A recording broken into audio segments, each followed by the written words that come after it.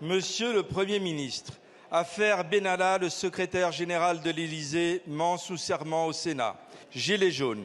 Macron annonce ne pas toucher à la retraite à 62 ans, prendre en compte les doléances dans le RIC. Mensonge. Convention citoyenne. Proposition reprise sans filtre qu'il disait. Mensonge. Affaire des crèches privées.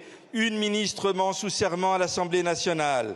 École privée Betaram. Mensonge à 3 reprises du Premier ministre. Vous, ici même. Dans une république laïque, on n'est pas absous de ces mensonges en récitant à notre Père. Et 3, je vous salue Marie. Nous ne sommes pas en conclave. Le conclave, justement, celui sur les retraites.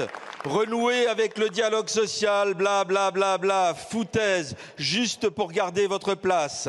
Les députés élus pour rompre avec la Macronie, connaissant tous les faits évoqués et qui, complices, ne vous ont pas censuré, ont trahi leurs électeurs.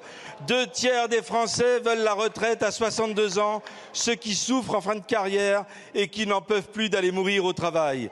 Pour toutes ces personnes, c'est un nouveau mensonge. En Macronie, le respect de la parole donnée n'existe pas. Le pire de la politique est ce grand foutage de gueule, cette gouvernance par le mensonge au plus haut sommet de l'État qui déshonore la République, bafoue la démocratie et méprise les élus du peuple. 15 000 personnes de plus seront mortes avant d'arriver à la retraite, mais cela n'est pas votre problème. Votre mission est de protéger les plus fortunés. Ce conclave n'était qu'une arnaque. Ma question est simple.